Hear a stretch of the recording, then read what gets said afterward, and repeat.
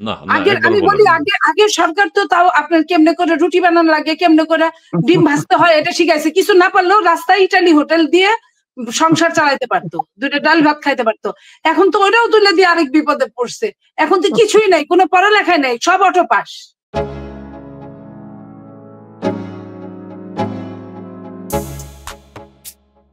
আগুনের জন্য জাতীয় পার্টির প্রেসিডেন্টের চেয়ারম্যান যিনি, তার বাড়িতে আগুন, সামান্য আগুনের জন্য সেনাবাহিনী বৈষম্য বিরোধী দুজনকে অ্যারেস্ট করেছে।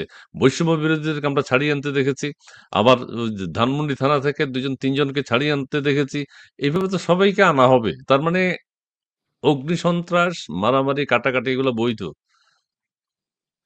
ওদের কাছে এটা বৈধ, ওদের কাছে এটা বৈধ নইলে ধানমন্ডির মতো জায়গায় ডাকাতি করতে গিয়ে ধরা পড়ার পরে, জি, ডাকাতি করতে গিয়ে সমন্বয়করা ধরা পড়ার পরে পুলিশ কতটা রিস্ক নিয়ে তাদেরকে অ্যারেস্ট করেছে, সেটার পরে যখন একজন এনসিপি নেতা গিয়ে, যে ওই যে মাসুদের নাম শুনলে মনে হয় মাসুদ তুমি ভালো হয়ে যাও, সেই মাসুদরা কখনো ভালো হলো না।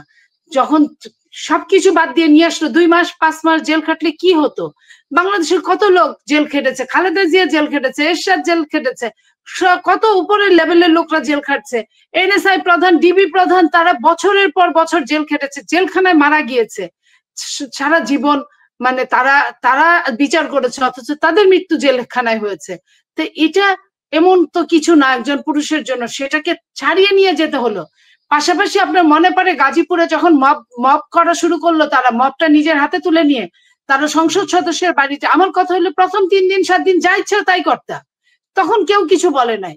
তখন তোমরা করলা না, তোমরা আরামে বসে বসে থাকবা, এক একজনরে ধরবা, টাকা পয়সা নিবা, যে টাকা পয়সা দিতে পারবে না তার বাড়িতে গিয়ে হামলা করবা। এইসব কোন দেশি কাহিনী?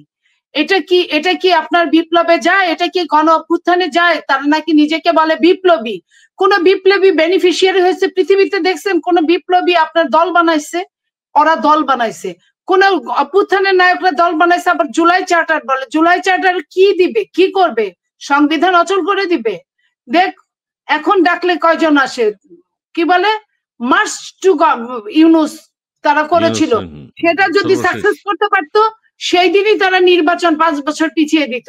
সেটাতে লোক হয়েছে 14 জন, যারা ওইখানে তেরো। ছিল তারা আচ্ছা, আচ্ছা। বলছে। তো এই যে মার্চ ফর ইউনুসের যদি 14 জন লোক হয়, অবশ্যই তাদের লোক লাগে না, তাদের লোক ছাড়া যারা উপদেষ্টা মন্ডলীর সদস্য এবং চিফ অ্যাডভাইজার, তারা কেউই কিন্তু এই আন্দোলনে ছিল না। সেই আন্দোলনে তারা না থেকেই তারা এত বড় বড় পদ হোল্ড করেছে। নট অনলি আওয়ামী লীগের যারা 15 বছর 16 বছর সুবিধাভোগী, যারা হালুয়া রুটির ভাগ নিয়েছে, তাদের কিছু হয় নাই, তারা ওই আপনার উপদেষ্টা মন্ডলীতে আছে।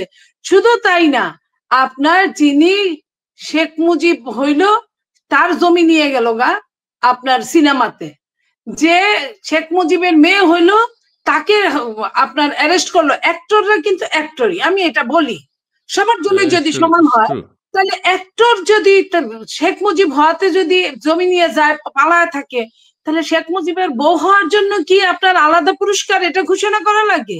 তাদের জন্য কি উপদেষ্টা মন্ডলী, লেখাপড়া যতটাই থাক তাদের জন্য উপদেষ্টা? আর যারা আপনার অভিনয় করলো, শুধু অভিনয় করলো, রাজনীতি করলো না, তাদের তাদেরকে আপনি জেলে ভয় দেখাচ্ছেন, জেলে নিয়ে যাচ্ছেন। একজন নারীর জন্য জেলটা কিন্তু মারাত্মক জিনিস, একজন নারী অ্যাক্টরের জন্য। এবং সেই নারী অ্যাক্টর তো ওরকম, আমরা অনেক অ্যাক্টরদের দেখেছি উল্টাপাল্টা আওয়ামী লীগের সময় কাজ করতে, আমি এই মেয়েটাকে দেখি না ওরকম।